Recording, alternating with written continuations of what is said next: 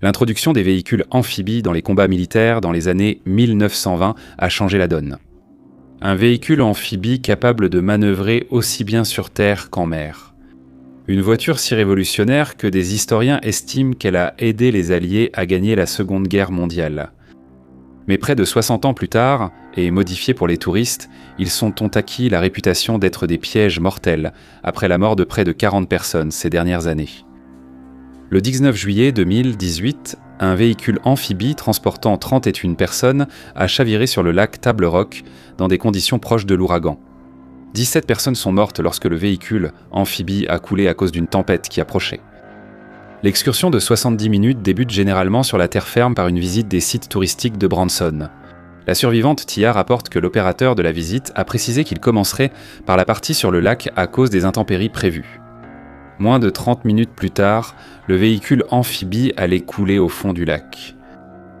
Selon les survivants, le capitaine Scott McKee a indiqué l'emplacement des gilets de sauvetage, mais a affirmé que les passagers n'en auraient pas besoin. Ni la loi fédérale ni la loi du Missouri n'obligent les passagers à porter des gilets de sauvetage sur les navires commerciaux. Mais peu de temps après, alors que le véhicule amphibie commençait son excursion sur l'eau, la tempête a frappé avec des vents atteignant 70 miles à l'heure, créant des vagues de 3 à 5 pieds de haut. Coleman était assise près de l'avant du véhicule amphibie et a dit qu'elle n'a pas immédiatement soupçonné un danger lorsque les embarcations ont commencé à tanguer dans les eaux turbulentes. Elle dit que les passagers ont dû rester assis lorsque les grosses vagues ont secoué violemment le bateau. Elle n'a commencé à paniquer que lorsqu'une énorme vague a frappé la proue et que l'eau a commencé à s'engouffrer à l'intérieur. Coleman a alors heurté quelque chose de dur lorsque le bateau a commencé à prendre l'eau. Bientôt, elle a perdu de vue tout le monde lorsque l'eau l'a entourée. La dernière chose qu'elle a entendue avant que le bateau ne coule, c'était l'appel désespéré de sa belle-sœur pour qu'on attrape le bébé. Coleman et son neveu de 13, Ann Donovan, ont été les 2 seuls membres de la famille sur les 11 à survivre. Son mari, ses 3 enfants, sa belle-mère et son beau-père, son neveu, sa belle-sœur et son oncle ont tous péri avec le bateau. Au même moment, Lauren Smith, âgée de 14 ans, se trouvait sur le tugboat avec son père Sam, âgé de 53 ans, et son frère Lance, âgé de 15 ans. La famille originaire de l'Arkansas était en vacances annuelles à Branson et voulait faire un tour en tugboat. Sa mère, Pam, cependant, est restée à terre. Lauren affirme que le temps était beau et l'eau calme avant leur départ sur le tugboat. Peu après avoir quitté la terre ferme, le temps s'est dégradé et de fortes vagues ont secoué le bateau. Sa mère Pam a dit que son mari l'a appelée juste avant que le bateau ne coule, disant que la situation n'avait pas l'air bonne et qu'il l'aimait. Elle ne reverrait jamais son mari ni son fils vivant. Une autre survivante, Alicia Dennison, âgée de 12 ans et originaire de l'Illinois, dit que sa grand-mère Leslie Dennison est morte en essayant de la sauver. Elle a senti Leslie la pousser vers la surface alors que le bateau coulait. Gillian Collins, 15 ans, était sur le bateau avec sa famille et a déclaré que les fenêtres étaient scellées et que les passagers sont restés brièvement coincés sous la bâche lorsque le bateau a coulé. Le capitaine aurait réussi à détacher la bâche, leur permettant ainsi de nager jusqu'à la surface. Selon son père, Shane, il lui a fallu toute sa force pour remonter à la surface, car le bateau qui coulait aspirait les gens vers le fond. Miraculeusement, toute la famille Collins, composée de 9 personnes, a réussi à survivre à cette épreuve. Le témoin oculaire Braden Malaski se trouvait sur le bateau spectacle Branson Belle lorsqu'ils ont aperçu le bateau amphibie. Il filmait sur le pont et a capturé les derniers instants avant le naufrage. Sa vidéo montre comment les rafales de vent créèrent des vagues frappant le bateau, l'eau à quelques centimètres des fenêtres. La vidéo s'arrête quelques secondes avant le chavirement présumé du bateau. Des témoins ont dit que des passagers ont été éjectés du navire lors du naufrage.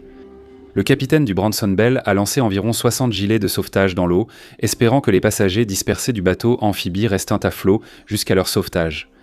Tragiquement, 17 personnes ont perdu la vie ce soir-là lorsque le bateau a coulé, à seulement 75 mètres du quai. Les propriétaires de Ripley Entertainment ont affirmé n'avoir jamais eu d'accident en plus de 40 ans d'activité. Le président de la société, Jim Pattison Jr., a attribué la tragédie à l'arrivée soudaine de la tempête, mais le service météorologique national avait émis un avis d'orage violent, avertissant de vents dépassant les 110 km/h vers 11h20 ce matin-là, soit près de 8 heures avant que le bateau ne coule.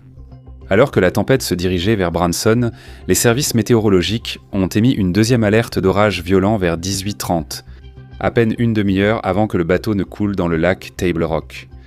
Les témoignages des survivants contredisent également l'idée que la tempête est arrivée de nulle part, car le capitaine leur avait dit avant de partir pour la visite sur l'eau qu'une tempête était attendue. 5 jours après que le bateau a coulé, les opérations de renflouement ont remonté l'épave à la surface pour une enquête plus approfondie menée par le Conseil national de la sécurité des transports, mieux connu sous le nom de NTSB. Il faudrait encore 2 ans au NTSB pour publier le rapport sur leurs conclusions. Il a conclu que la cause probable de l'accident était la poursuite des excursions nautiques par Ride the Ducks Branson, malgré les avertissements de violents orages. Il a aussi reproché à la garde côtière de ne pas avoir intégré une réserve de flottabilité aux véhicules amphibies. C'est essentiellement la surface du navire au-dessus de la ligne de flottaison qui peut être rendue étanche pour augmenter la flottabilité du bateau. De plus, la garde côtière a été blâmée pour ne pas avoir pris de mesures contre les véhicules équipés d'un toit rigide qui gênait l'évacuation des passagers. Le NTSB a déclaré que le fait de ne pas avoir mis en œuvre 22 recommandations formulées après un accident de tugboat en 1999 qui avait fait 13 morts dans l'Arkansas avait contribué de manière significative à l'accident. Il a constaté que seulement 9 des 22 recommandations avaient été respectées, et que des défauts de conception, comme un franc-bord insuffisant, ainsi que les auvents montés au-dessus, restèrent un danger pour l'exploitation des tugboats touristiques. Un enregistreur vidéo et une carte SD ont été récupérés de l'épave, que les enquêteurs allaient examiner pour reconstituer les événements ayant conduit au naufrage. Le rapport indique que le capitaine a fini un briefing sécurité environ 10 minutes avant la rafale, précisant l'emplacement des sorties de secours et des gilets de sauvetage. Moins de 3 minutes plus tard, on entend le capitaine passer un appel à la radio, et quelques secondes après, une alarme de cale se déclenche que le capitaine aurait apparemment désactivée. Un deuxième appel radio peut être entendu où il explique que de l'eau éclaboussait parfois dans le compartiment des passagers avant que l'audio ne soit coupé. On pense que le véhicule était encore à la surface de l'eau au moment de ce dernier appel. Le rapport indique que l'inondation s'est produite par une trappe d'admission d'air non étanche située à la proue. Le capitaine du bateau, Kenneth Scott McKee, qui a survécu, a été inculpé de 17 chefs d'accusation de faute professionnelle, de négligence dans l'exercice de ses fonctions en tant qu'officier de navire et de négligence. Chaque chef d'accusation représente une vie perdue dans l'accident. Un an après, le directeur général et le responsable de service de Ride the Ducks Branson ont été ajoutés à la liste des inculpés. Les 3 ont également été inculpés d'homicide involontaire. Mais en avril 2022, le tribunal a abandonné toutes les charges contre les hommes.